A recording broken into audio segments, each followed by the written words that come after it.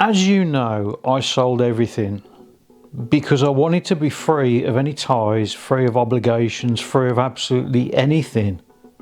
So as I could get on in life and I could do what makes me happy to get me out of pain, get me out of misery, get me out of this shithole. The only reason why I kept this flat, and I've been here over 20 years, I kept it because my daughter Chloe, I knew that one day she'd come back to me. After 16 years of not being with her, and suddenly she came back into my life, I had a lot to teach her and she had a lot to teach me.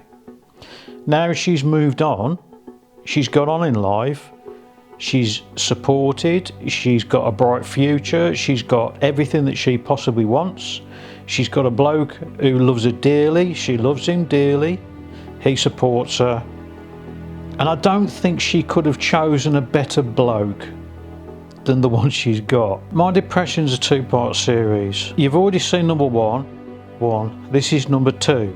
This is the second part to it.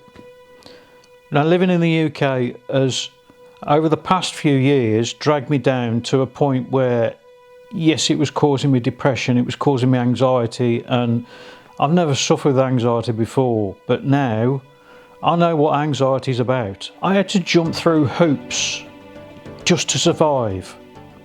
And it shouldn't be like that. It really shouldn't be like that. I remember when you used to walk into doctors and say, hello, can I make an appointment to see the doctor, please? Yes, this afternoon or now or whenever. But you can't even do that anymore. You can't see a doctor unless you're on the phone at 8 o'clock every single morning, or unless you want to see him in the next 6 months. I remember when the NHS was a very good place to be, people used to look after you. Waiting times were very minimal, and everybody in the NHS was loved and respected, and they cared for you, and they treated the problem. I remember when the dental system and prescriptions are free. And I remember when you were unemployed, you used to be able to walk into a building and people used to say, how can I help you? But now it seems to me it's just an interrogation after interrogation, assessment after assessment, and at the end of it somebody will say to you, I'm sorry, but you're not disabled enough. I remember when doctors were directly employed by the NHS and they used to have time for people, they used to sit down and listen to the problem, and then they used to give you something that used to cure the problem, instead of putting a plaster on it like they do now. I remember when patriotism was something you were proud of. Instead, now, it can only be uttered behind closed doors. I remember when proper men had something hanging off all the time. I always used to have something hanging off somewhere because I've done something wrong. Learn by your own mistakes. I remember when men used to be proud to be able to die for Queen and country. I remember when men used to be alpha males instead of having to choose a letter out of an alphabet sex. You used to be able to fly the flag of the country and be proud of it. But now it seems that everybody who flies that flag is being told to take it down or fear arrest. I remember when we had a voice, we had a choice, we had freedom of speech. We used to be able to choose who run the country, not the unelected bunch of tossers who are currently doing it, who seem to be more concerned about other people's businesses than what's going on in the UK at the current time. We've got ex-servicemen, homeless, we've got the cost of fuel going sky high, the price of living in general is just going off the planes, purely because of their greed and their need to butt in other people's businesses. £12 billion of taxpayers' money to something that none of us asked for, and then they have the audacity to say conscription. This is only caused because they can't keep their nose out of other people's businesses and they don't look at the homeland. They don't look at what's going on in the streets and they don't give a shit about what's going on in the streets. Please don't get me wrong, I do feel sorry for people who are inflicted by a war, but honestly speaking, if the tables were turned, we would stand alone. I didn't suffer depression because of a chemical imbalance. I'm 100% confident of that.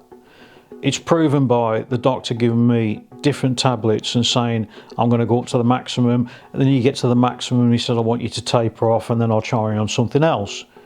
The last time he said to me, I'm going to give you sertraline, and he went up to the very, very highest dose that he could give me, and then he said, I need you to taper off him again. Now, I didn't feel any better when he was increasing the dose, and I didn't feel any ill effects by just stopping taking them.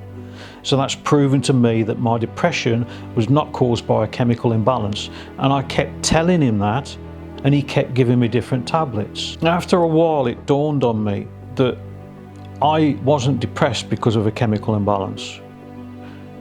And then I realised that my weakness is also my strength. Now, my weakness being depression and anxiety that I get is also my strength, because it's given me the ability to see where things are going wrong in this country, in my life, or anything else like that. If I get depressed about something or I get anxious about something, something has got to change somewhere. And that's when I decided to change my life completely. I got rid of everything, because it made me free to do what I wanted to do in the future. Since I've made that decision, and since I've implanted it firmly into my mind that it's 100% the right thing to do, I've not suffered with any anxiety or depression since that date. By the time you see this video, I will no longer be living in the UK. I will be living in a place far better than this place. I will be able to get treatment at a far lower cost. I'll be able to walk into a place and immediately get seen. All I've got to do is embrace the culture, respect the laws of the land, and that's it.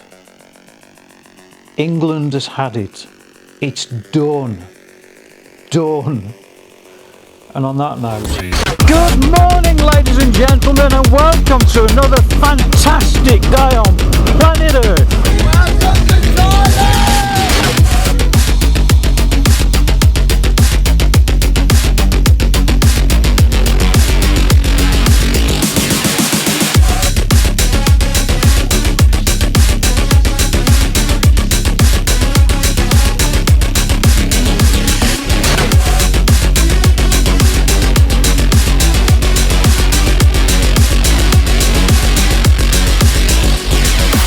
Monkey!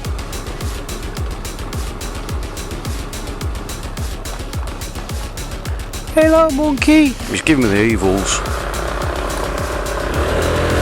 Oh, fucking hell. I think he had a bit of fight or flight then. I think he chose the fight. Fucker. Got big fucking teeth.